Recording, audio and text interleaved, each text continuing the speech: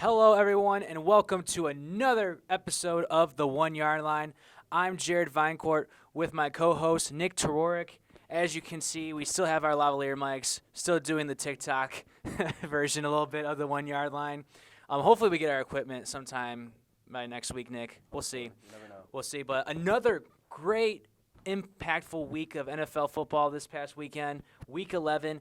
In the books, Nick. It was so exciting to watch. It really was. There are a lot of really good games this week, and we're really in the swing of it now. The playoff races are heating up, and these next few coming weeks are going to be even more exciting as we get to have a lot of meaningful games that'll determine a lot of seeding when it comes to the playoffs here as we go forward. Absolutely, absolutely. And we want to get right to it. We talked about this game last week on the show, and it lived up to the hype in primetime action on Sunday Night Football.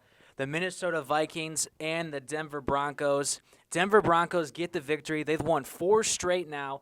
And at the end of the day, Nick, Minnesota shot themselves in the foot. They had 3 turnovers and had 4 fumbles. 2 of them are only lost. But even in general, as a team, how do you fumble the ball 4 times? I mean, I don't know. I mean, it seems like Alexander Madison, he had one of the fumbles. He's had a fumbling problem a lot this season. Josh Dobbs, I thought played pretty well, honestly, besides the turnovers. But, yeah, when you fumble that many times and you turn the ball over that many times, it's hard to win games in the NFL. Yeah, Joshua Dobbs, 20 for 32, 221 yards, 1 touchdown, 1 interception, as you said, Nick, and a 80.3 QBR rating.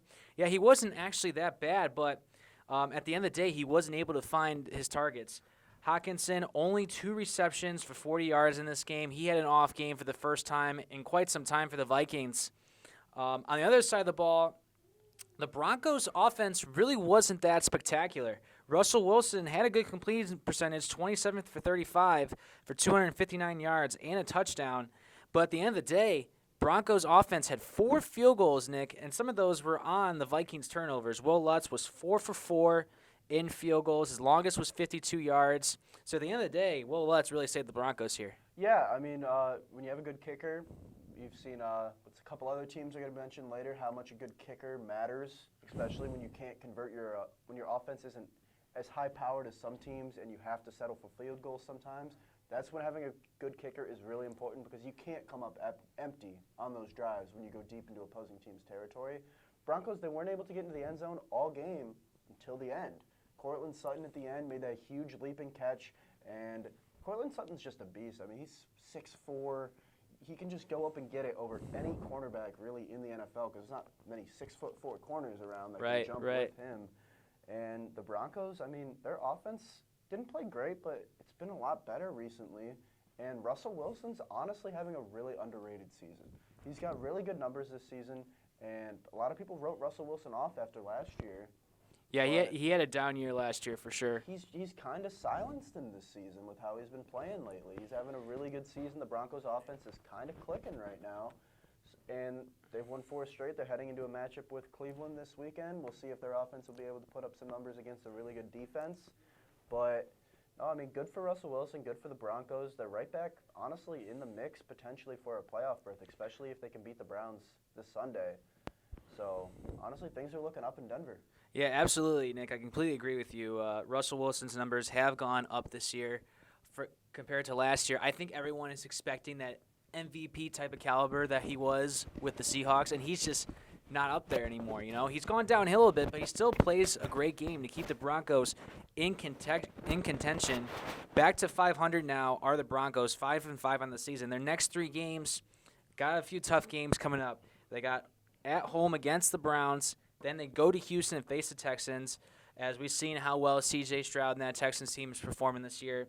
And then they're at L.A. against the Chargers, which is a division opponent, but realistically they should win that game. I mean, they should, but, I mean, Justin Herbert's an amazing quarterback. I'm never going to count him out. And these next 3 games, though, are going to be huge when it comes to the AFC wildcard picture. The Browns currently hold the first wild card. The Texans hold the second. That's the Broncos' next 2 opponents. If they get wins over them, they could be potentially holding the first wild card after these next 2 games. So, I mean, this is going to be fun the next couple weeks, watching the direction that the Broncos team goes, especially. I mean, they're hot right now, but are they going to be able to sustain it against these good teams coming up? and get back to the postseason for the first time since 2015 in Sean Payton's first year as head coach. And, I mean, the fact that they've been able to save their season like this is so impressive because they were looking like a disaster. At the beginning, yes, absolutely. Starting off 1-5, giving up 70 to the Dolphins. Right. And that defense has improved so much since that game. It really has. The defense at the beginning of the year was so bad. Right. But lately, it's been playing really good football. I mean, because they lost to the Commanders at home, gave up 70 to Miami, obviously. Like, things were looking really bad for Denver, and all of a sudden, they're not looking so bad. Well, Denver has that reputation of being a Super Bowl caliber team, especially with Sean Payton and Russell Wilson. So we'll have to wait and see.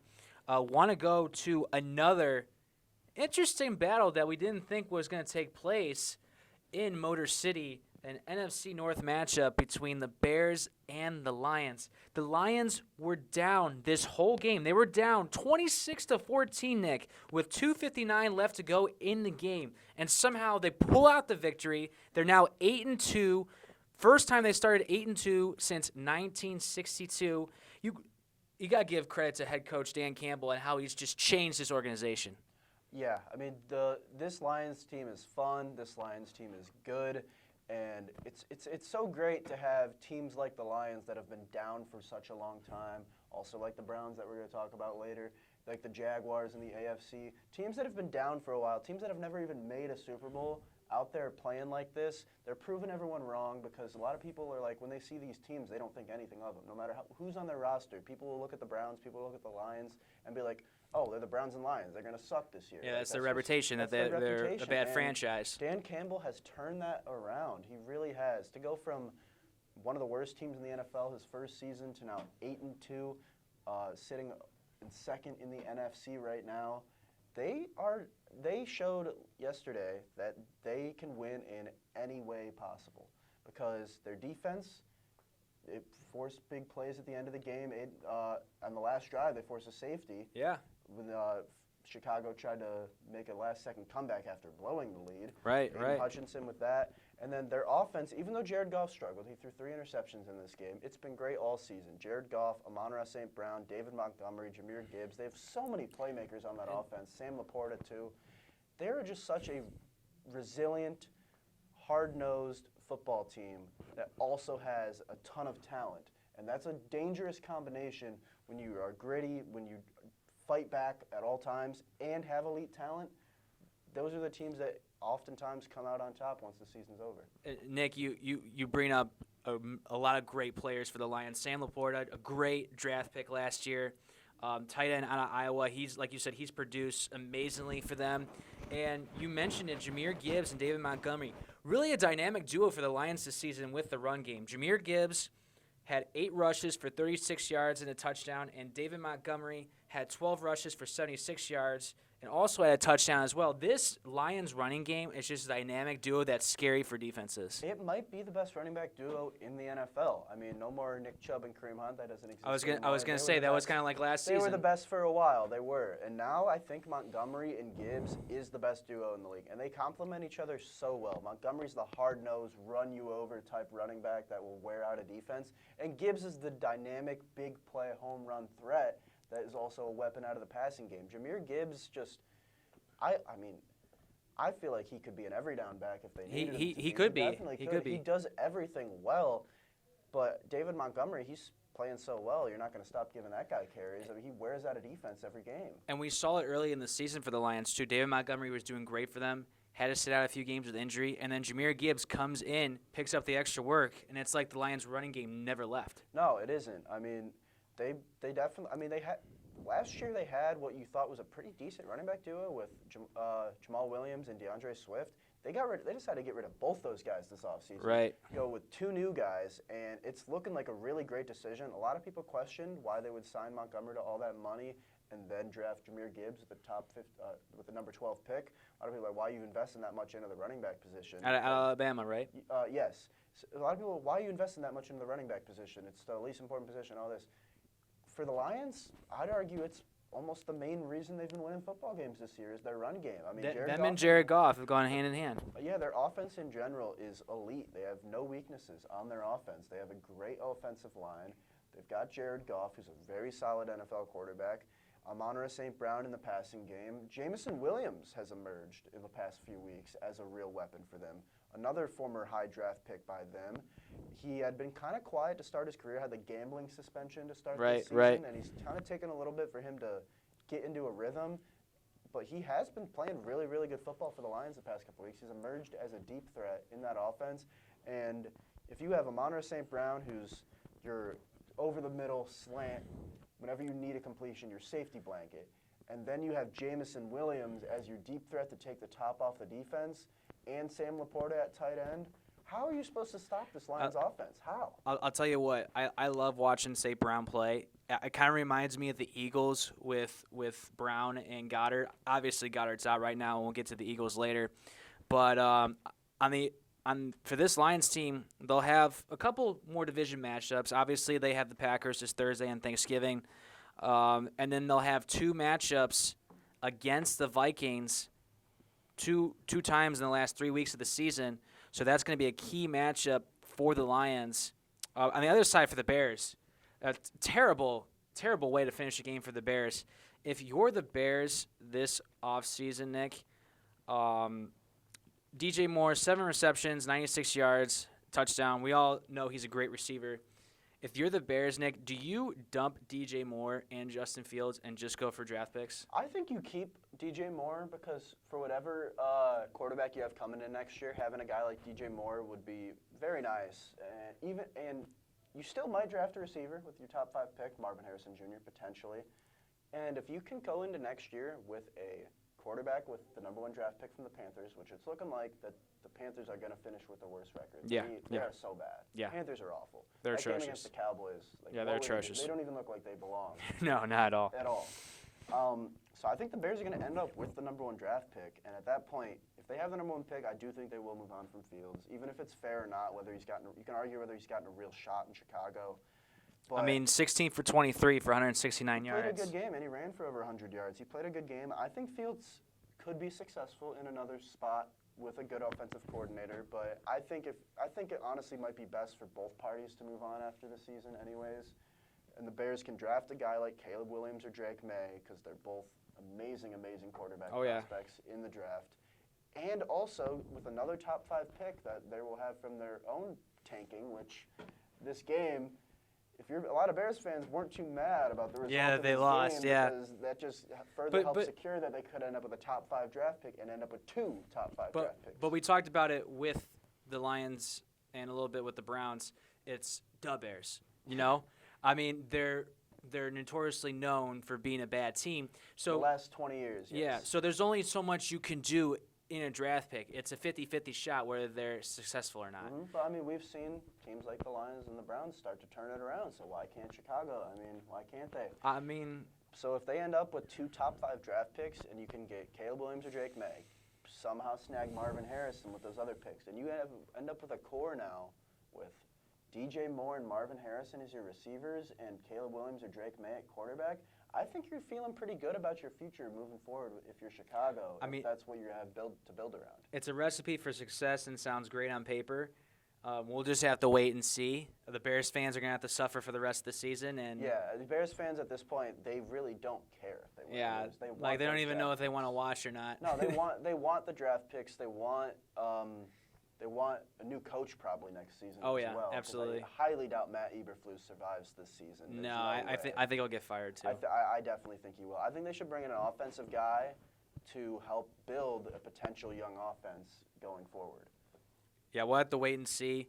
But yeah, the NFC North pretty much is wrapped up. But yeah, very happy for the Lions. Yeah, with the Vikings loss, I think at this point, I mean, obviously it's not over, but the Lions are feeling pretty good, sitting pretty comfortable atop the NFC North right now. They had to face them twice in the last 3 weeks of the season. Will it make much of a difference? Probably not, but it'll definitely be a nice test to see where the Vikings are at that point. Yeah. But yeah, we'll have to wait and see.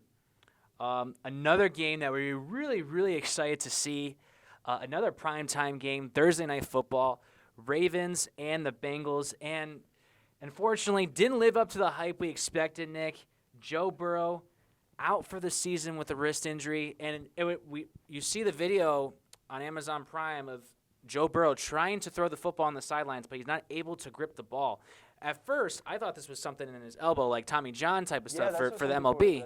That's what some people were thinking was elbow related. Yeah, but then it turned out to be wrist. Yeah, and then he wasn't able to grip it, and then there was a video of him with a cast on before the game, and the Bengals didn't report the injury, and they since then took down the video. Now there's an investigation going on. Yeah, so just a debacle in Cincinnati right now, especially with losing their star quarterback. And the second highest paid quarterback in the league out for the season. I mean, he's been struggling with injuries pretty much the whole season, first with his calf, now with his wrist.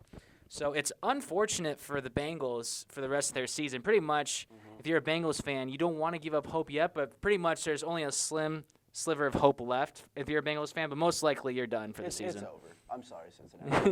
It's over. I mean, if they had gotten off to a 7-3 start right now, or a 6-4 start and sat in a playoff spot, then I think maybe they could still salvage the season. Because look at the Browns when Deshaun Watson went down. Because because the Browns have been taking care of business this season and still winning games and had a 6-3 record, they're still in a very good spot going forward to make the postseason. The Bengals had started off the year so bad that they dug themselves so big of a hole that now without Joe Burrow sitting in last place in the AFC North, I think it's just not their year. They'll come back again next year with Joe Burrow, probably be pretty good. But for this season, I think it's over for Cincinnati. They should just focus on improving the team going into next year so that they can get over that hump and win that first Super Bowl. Because obviously, as long as you have Joe Burrow, you're going to be contenders. But this year just isn't going to be it for Cincy. And Cincy goes with their backup, Jake Browning. And Jake Browning, basically his first start, he did start against the Browns in Week 1. But basically his first NFL game, because he didn't play that much against the Browns. He barely played in that Browns game. But, 8 for 14, 68 yards, and a touchdown. Wasn't terrible for them. I think if Browning gets more comfortable and being in the pocket and actually playing an NFL game, I do think he gets more comfortable and really utilizes Joe Mixon, because Joe Mixon had a big game, 16 rushes for 69 yards. He also had a touchdown. If the Bengals can come up with a game plan for him and with Jamar Chase, hopefully getting back T. Higgins, you might have a shot to win maybe 2 or 3 more games here. You don't want to give up hope entirely. No, it's just with how tough the AFC North is this year, they're already in last place. Like, if they were in first place right now, I'd be like, yeah, they can still win the division. But they're in last place. I just don't think Jake Browning is going to be the guy to dig them out of that hole. And I just think the Bengals are a team where they rely so much on Joe Burrow. Joe Burrow means so much to the Bengals. Again, it's not like the Browns with Deshaun Watson. The Browns can win with any quarterback back there. They've shown that. The Bengals, they win because of Joe Burrow. That is why they win games, and their offense in general. But that's why they win games. So take Joe Burrow out of Cincy, they're really just a below-average team, honestly. You've got a couple good receivers there, but a bad O-line. I mean, their O-line's been better lately, but still, there really isn't much in Cincinnati outside of Joe Burrow. It's like we can go on a deep run without our starting quarterback. Right. Well, it remains to be seen. We'll have to wait and see. Got another tough matchup in the division this weekend against Pittsburgh, who we'll get to that matchup later. But the other side of the ball, Ravens get the victory, bounce back win after losing to the Browns. Gus Edwards really doing a lot for them again. 12 rushes, 62 yards, 2 touchdowns. Was a really big performer for them. And also Odell, 4 receptions, 116 yards. Nick, do you think this is a game for Odell where he can get back to where he once was with the Giants? I don't think Odell will ever get to that point at this point in his career. He's had too many injuries. He's 29 now. I just don't think that's realistic. But I do think he can be a very valuable piece for Baltimore. Like, the last few games, he's kind of showed flashes of what he was in New York. And it's just been flashes. It hasn't been full-on dominance like he was in New York. But even if he can just show a few flashes, that's really all the Ravens need. They have other receivers like Zay Flowers. But now without Mark Andrews for the season, though, they probably will need a little bit. They'll probably utilize him more. Yes, they probably will use a little bit more of Odell. Maybe Rashad Bateman starts to get the ball more. They have Isaiah Likely, who's going to step into the tight end role, who is a good player. I think he will be able to fill in pretty well for Andrews. But Yeah, I don't think he gives as much reps as he should. No, because Mark Andrews is just such a good player. Right. Mark Andrews and Lamar just have a connection. I don't know how to explain it because It's like Kelsey and Mahomes a little bit. Yeah, and it's like when I'm a Browns fan and I'm watching the Ravens, I just assume every time Lamar is going to scramble and he's looking to pass, Mark Andrews is open down there somewhere. Because he usually is. Mark Andrews is such a good player. That's such a huge loss for Baltimore. And now we've seen almost all the AFC North teams besides Pittsburgh have had significant season-ending injuries to their most valuable players on offense. I mean, Nick Chubb and Deshaun Watson for the Browns, Mark Andrews for Baltimore, and now Joe Burrow. And J.K. Dobbins, too. Yeah, and J.K. Dobbins as well. So, I mean, it sucks with that. All the injuries have been going on in the AFC North because if all these guys, it's already the best division in football. Imagine if all these teams are at full strength. Right. Well, besides Pittsburgh, they're already at full strength. They just suck. But No, I want to get to that, Nick, because that's our next one to talk about, the Steelers and the Browns. I know you want to talk about the Browns, Nick, but I have to talk about the Steelers first. You suck. You're terrible. Steelers. It's a godsend that you're 6-4 right now. I mean, you should not be 6-4. I don't know why you keep going with Kenny Pickett. He is atrocious. 15 for 28 for 106 yards, QBR of 62.5. That is trash. It's atrocious. Like, I still don't know why he's in Pittsburgh, Nick. I really don't. And let's be honest. Their offensive coordinator wasn't good, and they finally fired him this morning. Finally fire Matt Canada this morning. So if you're like our friend Jackson on Come On Ref said earlier today, he's like, it's a Christmas present. Mm-hmm. It's our Christmas present for Pittsburgh Steelers fans because he was atrocious no matter if he's in the booth or on the sideline. Yeah, that didn't matter. That didn't matter. He was still atrocious, and Kenny Pickett, I think even if he does with this whoever the interim offensive coordinator is for the Steelers, I think either way he's still going to be atrocious. I'd rather see Mitchell Trubisky than Kenny Pickett. Because, I think that obviously Matt Canada, not a great play caller. I don't think anyone would call that guy a great play caller. But if you watch this Browns game back, there were open receivers over the middle of the field. Kenny Pickett just doesn't throw the ball over the middle of the field. He has no strength. He has no velocity. He doesn't have the velocity to fit it into tight windows. He doesn't have the velocity to go over the middle and get it by linebackers. And he got outplayed by a fifth-round rookie making his second career start.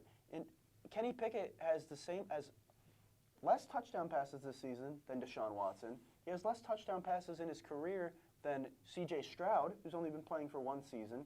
He now has less multi-touchdown games than Tommy DeVito. Yeah, from the Giants. 4 starts. I mean, I think that's all the information you need if you're the Steelers front office saying, hey, we need to bench this guy. Because Mitchell Trubisky, he did have success at one point with the Bears. He did at one point, so there is proof that you can build an offense around Trubisky's strengths and it can be effective. I mean, what do you got to lose? At this point, I don't know. I'm fan? hearing some Steelers fans call for Mason Rudolph, and that's how you know things have gotten bad. If you're the Steelers, and it's like, again, our guy Jackson from Come On Ref said this, that's how bad it is. They're calling for Mason Rudolph, a guy who they wanted to run out of town in 2019 because he was so bad after Ben Roethlisberger got injured. They were like, what is this? We're not used to quarterback play this bad. I bet they didn't expect it to get worse. Right. And let's be honest. We mentioned the Bengals earlier. The Steelers face the Bengals this weekend, and then they'll face them later this season. Honestly, I think this is a 50-50 shot between the Bengals and the Steelers this weekend. The Steelers, they can lose. The thing is, the Steelers can win any game they're in, and they can lose any game they're in. Because it honestly depends on the defense, because Kenny Pickett doesn't do anything. Because every game they play is close. Besides the Texans and Niners games, they got blown out. But pretty much every game that they play in is a low-scoring, competitive game that comes down to the end of it. Somehow they've been able to pull it out 6 times this year. I really don't know how. Because when I watch this team on offense, there isn't a single thing they do well, besides when they give the ball to Jaylen Warren, and he only had 9 carries. The fact that if they would have given the ball to Jaylen Warren more on Sunday, I think they definitely could. I think they could have won that game if they would have given him the ball more. You mentioned Jaylen Warren, 9 rushes, 129 yards, and a touchdown. He's definitely done better than Harris as of late, and I definitely think he's got to be your number 1 back right now. Jaylen Warren is so much better than Najee Harris. That guy was stiff-arming Browns defenders right off him regularly in that game. He was the only source of offense for the Steelers in that game. So the fact that he only finished with 9 carries, I think that might have been the final straw when it came to Matt Canada's job going. Because he's a really good player. He's about the only thing they have on offense. And let's be honest, like you said it best, Nick.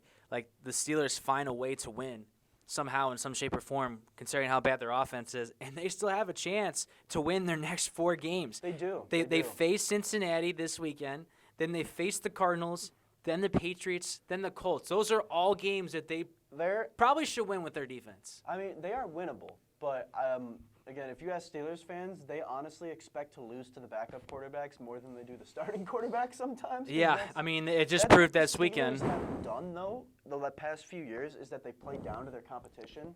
They can beat some really good teams. You're like, how did they beat them? Like, they beat the Ravens earlier this season. How did they beat them? They beat the Browns in week 2. How did they beat them?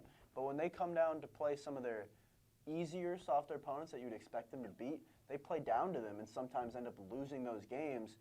And their offense is just so bad that even if the Steelers team does rattle off a few wins, I don't think Steelers fans are going to be happy because this is kind of what we've seen now the past few years.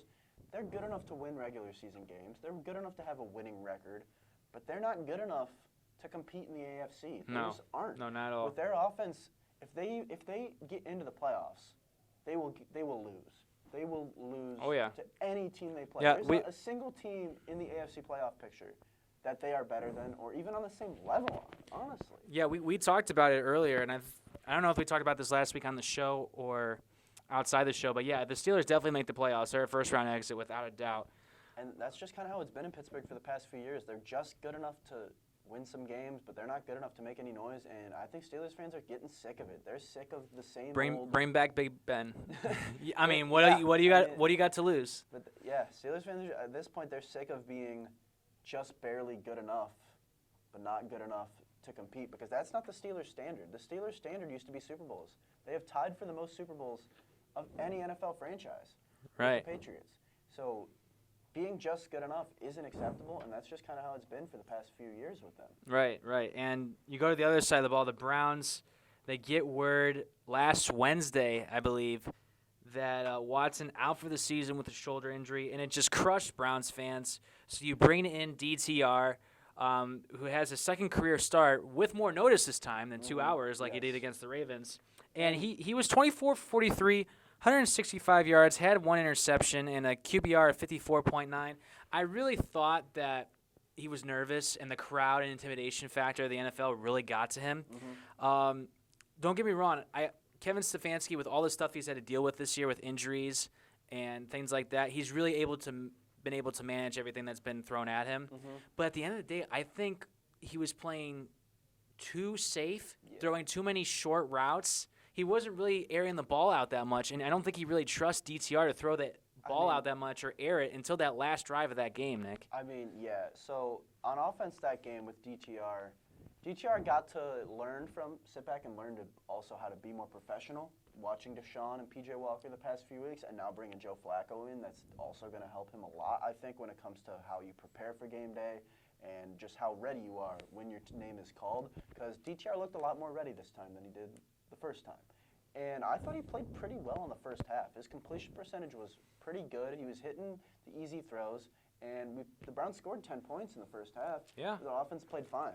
But the third and almost the rest of the game, besides that final drive, was putrid on offense. Yeah, it was atrocious. It was atrocious. I mean, it was, because it was like watching paint dry, really. I mean, 13-10 football game, that's not that very exciting. You could tell Stefanski didn't fully trust him. You could tell Stefanski didn't want to open up the offense too much because, you have a fifth-round rookie playing, and it's not like they could run the ball either, though. That was frustrating. No. Every time they run the ball, Hunt and Ford were getting hit immediately. So there really was nothing the Browns could do on offense for the most of the second half until the final drive. And that's really all that matters, is that DTR on the final drive, he was clutch when it mattered the most. He hit all his throws in the final drive, and he led us to victory. That's really all you can – I'm very satisfied with that performance. Well, every Browns fan is. A win's a win. Yeah. I mean, he played better than P.J. Walker did in some of those games he was able to squeak out. I definitely think so.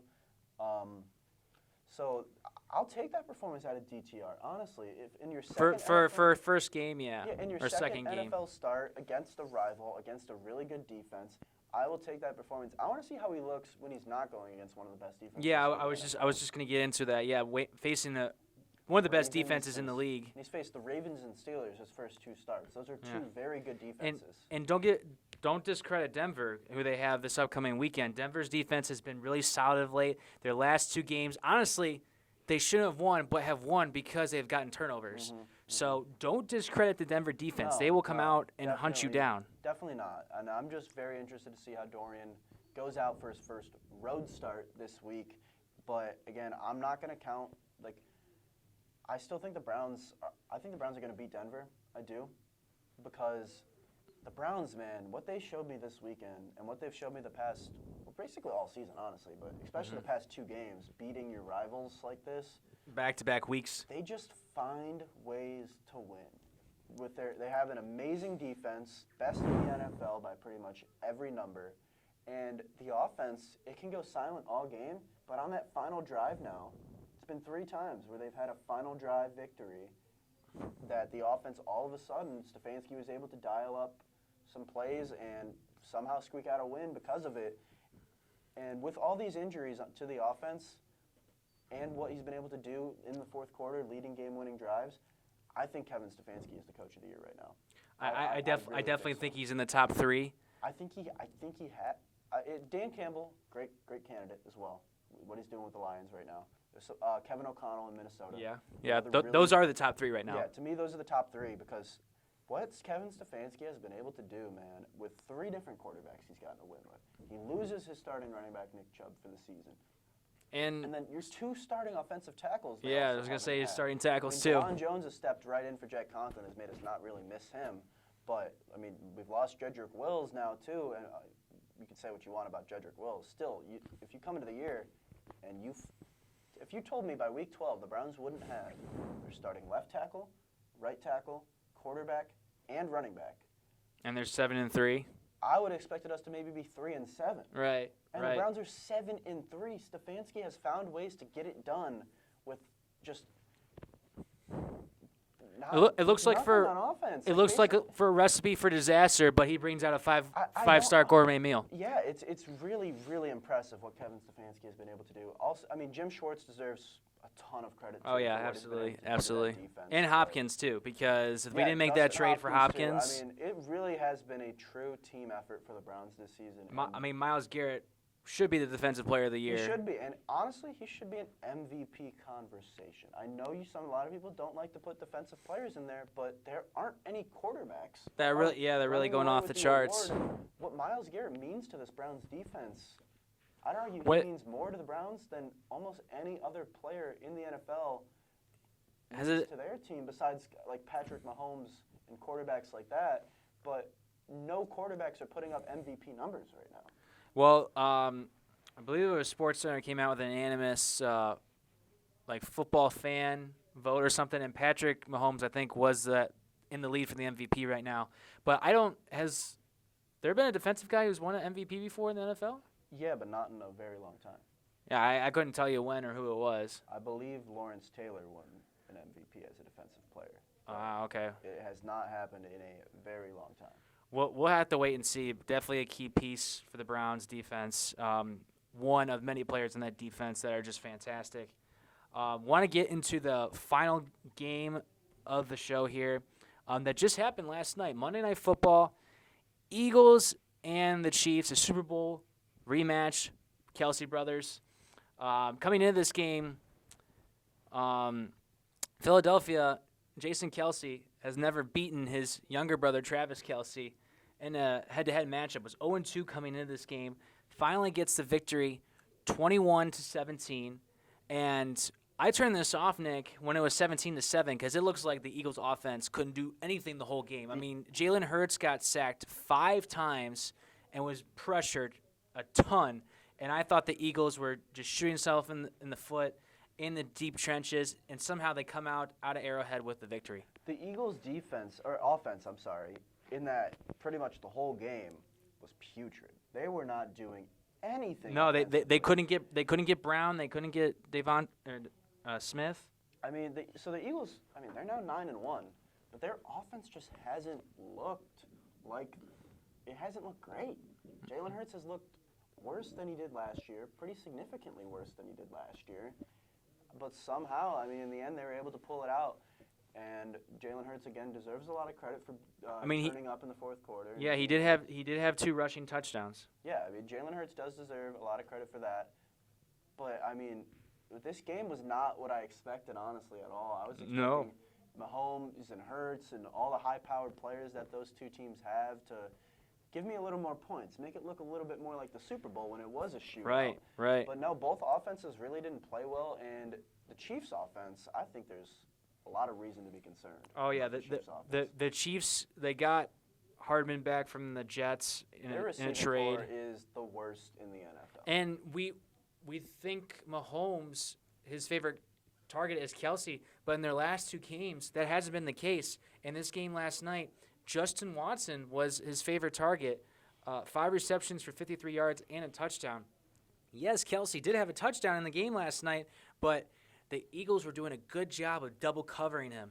It seems like Kelsey's all they have weapon-wise right now. Their receiving core, they don't trust anyone to catch the ball. I mean, because they drop it all the time. Marquez Valdez-Scantling's drop, I mean, that's about as brutal of a drop. That's a punch in the face or a gut in the gut. I mean, if I was a Chiefs fan watching that, I would have threw something like that. Or turn it off, yeah. That drop right there, that's about as brutal as it can get. And Chiefs receivers are really dropping passes all night long. Justin Watson had a few drops, even though he ended up having a pretty good game. There's just no one that Patrick Mahomes can really trust besides Travis Kelce in this offense right now, which is unfortunate because if you look at what the Chiefs are doing on defense this year, it's been the best they've had in the Mahomes era. Their defense has been really, really good this season. It's been the strong point of their team. So if they just didn't have Walmart cashiers for receivers... Seriously. I mean, that's not a bad comparison. How would you stop this Chiefs team if they just had some good receivers to help Mahomes out? I really don't know how you'd be able to stop this Chiefs team. But instead, this is looking like maybe the worst Chiefs team we've seen in the Mahomes era. And let's be honest, Isaiah Pacheco, when there's space, he can run. Yeah, he's a good running back. But at the end of the day, only 19 rushes for 89 yards, you know? I mean, that's a pretty good game. They just, there just still isn't enough besides Mahomes and Kelsey. Pacheco, I'd throw him in there. He's a good player. There just isn't enough outside of that on this offense that makes you scared of it. There just isn't. It's not the same as it has been in previous years, which I don't know why the receiving core has gotten so much worse this year when only the guy they really lost was Juju. And Juju isn't even doing anything in New England right now. So that's not all Juju's fault. No, it's not. It's definitely not. But it's hard to believe that he would be such a big loss and the receiving core would look this bad without him this season, because it's putrid right now. No, it's really because when's the last time you've seen after Week 11 Kansas City has 3 losses? I mean, it's been a while. Yeah, this is looking like the weakest team in the Mahomes era when it comes to the Chiefs, and the AFC as a whole, with the Chiefs not looking elite, is wide open right now. Because now Baltimore, they moved into the #1 seed after the Chiefs lost, and now looking at teams like the Browns and the Jaguars, they could jump them. Yeah, they could jump them. So now the #1 seed after this loss is full on wide open because you have, I believe now 5 teams with 3 losses in the AFC. So it's going to be a really fun race now with the Chiefs not being what they used to be and not being a lock for that #1 seed. I mean, besides the Bills, who they face in Week 14, the rest of their schedule is pretty easy. So, I mean, as a football fan, as a Chiefs fan, you expect them to win out and finish with 4 losses. But at the end of the day, that's not going to matter because if they play like they did last night against the Eagles in the playoffs, then they're not going to go far. Yeah, but at this point, though, I think every team in the AFC has legitimate flaws that... But which flaw is worse at the end of the day? That's the question. No one's looking like a complete dominant team in the AFC right now because you have Baltimore. They've dealt with so many injuries. They look the most dominant even with all the injuries they've had. But even then, they blew a 14-point fourth-quarter lead last week to a division rival in Cleveland, and then they lose Mark Andrews for the season now. Yeah. So Baltimore, a ton of injuries, toughest division. they should be. They are the most complete team still, even without Mark Andrews in the AFC. And I mean, then there's the Dolphins, who every time they've played a good team have looked like total frauds. Right. There's the Jaguars, who got absolutely blown out by the Niners last week. So it's like, what? I don't really know if I'd call them a complete team. The Jaguars are good, but I don't think that they're. They're definitely not complete, no. No, I don't think they're a complete team at all, because Trevor Lawrence isn't having as good of a season as he had last year. Mm-mm. Then you have the Browns. They're starting a fifth-round rookie quarterback and have lost their entire offense to injury. So the AFC is anyone's for the taking right now. I think it's really those 5 teams that have a shot to make the Super Bowl out of the AFC, but they all have flaws. They all have their own. They all have their own strengths and weaknesses. And at the end of the day, it's going to be which team's strengths matter the most in the playoffs. Right. And you look on the other side of the ball, the Eagles are 9-1 now on the season. They have a tough next 3 games coming up. The Bills at home against the 49ers, and then they go to Dallas. At the end of the day, Nick, yes, the Eagles have the best record in the NFL right now, but do you think they're the best team as a whole right now before these 3 games come up? I do think they are not the most complete team, but I think San Fran also is up there. Do you think San Fran, after the losing streak they had and the hiccups seem they like have, they're fully back the past few games? But I don't know. I think because I really think whoever wins this game between the 49ers and the Eagles, that's going to be the NFC representative. No, yeah, definitely. I think we're headed towards another 49ers-Eagles NFC Championship game for sure. So I think that those 2 teams still are the clear 1 and 2 in the NFC at least. And if you go across the whole league, I think those might be the 2 most complete teams. But even then, though, both teams have shown a lot of flaws this season. There really isn't any teams that are just dominating everyone right now, like the Eagles were last year in the regular season, like the Chiefs. Yeah, because they lost to the Jets. Season. Yeah, the Eagles lost to the Jets. And their offense just hasn't, and at times their run defense haven't looked as good as it has been in previous years. So this season, man, it's going to be fun. Yeah. It's going to be fun because I really don't know what teams are no teams have really separated themselves this season. They just haven't. And I mean, maybe I'm just saying this because I'm a Cowboys fan, but I'm hoping the Cowboys if there's beat them. a year for the Cowboys to do it, I'd say it's this year because there really aren't any teams. At the end of the day, if they beat them in the regular season, I don't think they can beat them twice. It's really hard to beat a team twice. We did see them when they went up against the Niners, how badly they did lose. But, again, I mean, Cowboys, they're a pretty complete team with a really good defense and a really good offense. So why can't they? I don't know.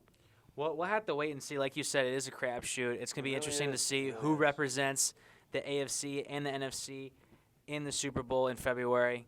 It's going to be a fun December. Yeah, it is. This is going to be a fun week. It's going to be a fun week. This week is Thanksgiving week. We have 3 games on Thanksgiving. Our first ever Black Friday game between the Dolphins and the Jets. So, yeah, definitely going to be a lot of exciting football this weekend, not only in the pros but in college as well. Rivalry week. So, yeah, it's going to be all very exciting. Last thing I want to get to before we close out the show today, because it's Thanksgiving week, Nick, we got to go around the table, as we say. And our oval table, I guess, Around the table for the 2 of us. What is your favorite food at Thanksgiving? This might be controversial because you like cranberry sauce, don't you? Because some people don't consider this a Thanksgiving food. It's mac and cheese? Yes. Oh. You're one of those mac and cheese people. Come on. Mac and cheese is one of my favorite foods in general. Yeah, but and it's my dad and my uncle, depending on who makes it, both make the best damn mac and cheese I've ever had. In the cardboard box? No. Homemade, 6 different cheeses. The best damn mac and cheese you'll ever have in your life. So that's what mac and cheese is what I eat the most of. But if I had to go other than mac and cheese, I love green bean casserole. I'll give you that. I'm a wrestler. I take care of my body. I like vegetables, so I'll give you the green bean casserole. But I'm going to be honest, I didn't even know mac and cheese was a Thanksgiving food until 2 years ago because I never had mac and cheese in my Thanksgiving. My mom still says it isn't, and she's like, why do we need mac and cheese? I said, because my uncle started making it earlier, probably about 10 years ago, because I never really had it too growing up, and then my uncle started making it, and he makes such good mac and cheese that it became a staple almost in our house at least. I like when I think of Thanksgiving food that doesn't come to my mind like the top 5, but everyone has their own weird combinations. You know, personally, me, I like sweet potatoes, big sweet potato guy. I hate sweet potatoes. Oh man, sweet potato casserole. Put a little marshmallows in there. My family makes that too. Yeah, so I don't really eat it. some toppings on it. Oh, you a stuffing it's guy? amazing. I'll eat stuffing, but it's not my go-to. It's warmed up on me. I used to never like stuffing when I was a kid, but I've started to like it more. I'll eat it. I can't eat it dry though. I need gravy. I need gravy on it. Mm-hmm. But yeah, gonna be an exciting week of football. Happy Thanksgiving to everyone who's tuning in. Enjoy your Thanksgiving. Looking forward to these Thanksgiving football games too. Yeah, for sure. we'll have 3 Thanksgiving football games all That's day I'm gonna long. Be doing. Thanksgiving's the best. You just get to eat food, sit back, and watch football. Yeah, the two Fs or 3 Fs. Thanksgiving or football. Food and family. Yeah, food and family. 3 Fs, baby. That's why I love Thanksgiving. So do I. But yes, thank you everyone for tuning in to this week's episode of the 1 Yard Line. Make sure you check out the Come On Ref channel on Instagram and YouTube every Wednesdays at 11 live, streamed on YouTube. And Akron Aviators won this past weekend against the Burning River Buckets, 112 to 138. Me and Nick were on the call. Make sure you tune in to their next game, December 2nd, at Menor Sporting Complex between those same Burning River Buckets. Make sure you tune in on the Akron Aviators YouTube page. I will be there. Hopefully Nick can be there. And yeah, until next week, have a good day, everyone. See ya. Happy Thanksgiving.